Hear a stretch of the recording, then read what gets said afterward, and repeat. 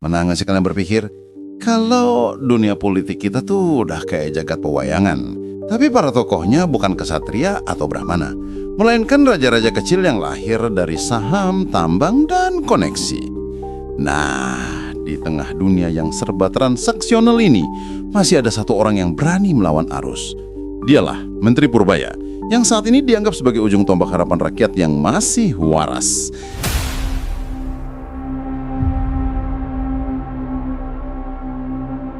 Kalau dunia politik hari ini dianalogikan sebagai jagat pewayangan, maka para pejabat besarnya udah bukan lagi para kesatria atau brahmana, tapi raja-raja kecil yang lahir dari saham, tambang, dan koneksi.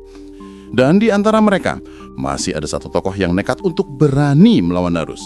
Dia adalah Purbaya, satu dari sedikit orang yang masih percaya kebenaran sejati lahir dari nurani, bukan hasil dari segepok uang serta saham tambang.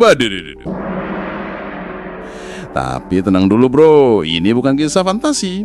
Ini kisah nyata yang dibungkus rapi oleh regulasi. Primbon Jawa menyebut Purbaya sebagai manusia berunsur api dan angin. Api itu semangat dan keberanian, angin adalah logika dan gerak. Tapi di dunia politik modern, dua unsur itu sering kalah dengan logam sebagai simbol uang dan pengaruh. Karena hari ini bro, yang berani bicara benar seringnya malah dikriminalisasi. Purbaya datang ke rapat bawa data, raja oligarki datang bawa deal, amplop, dan janji jabatan. Purbaya bicara pakai logika, raja oligarki pakai biaya.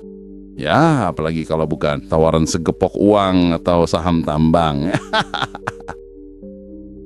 Dalam bahasa Primbon, raja oligarki itu unsur tanah dan logam. Tanah berarti kuasa, bisa menahan apapun di atasnya. Logam berarti kendali, bisa menebus apapun yang menghalangi. Kalau dua unsur ini bersatu, lahirlah kekuatan yang bisa memberi sumpah jabatan, bahkan membeli kesetiaan. Waduh. Jadi ketika api dan angin melawan tanah dan logam, hasilnya bisa ditebak. Panas membara, tapi akhirnya tewas tertimbun regulasi. Purbaya masih idealis. Negara harus berpihak pada rakyat. Tapi raja oligarki cuma nyereput kopi mahal sambil nyengir kuda. Rakyat yang mana dulu bos?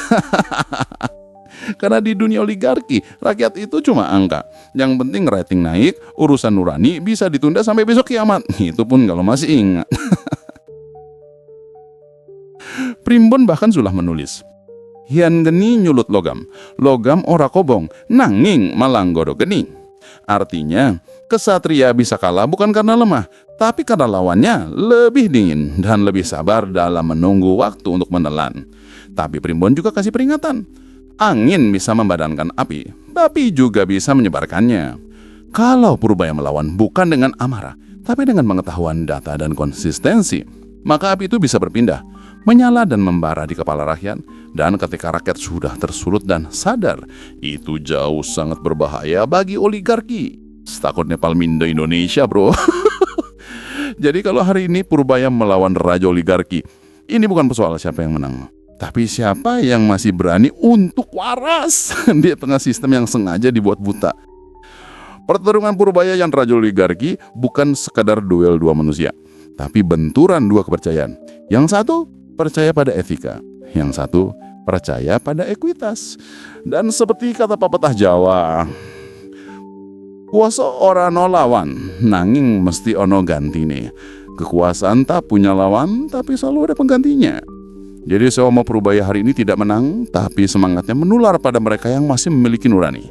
Karena melawan oligarki bukan soal menang atau kalah, tapi soal berani tetap sadar di tengah negeri yang sering pura-pura lupa. Dan kalau kalian masih nonton sambil di sini, berarti api itu udah menyala juga di kepala kalian. Merdeka!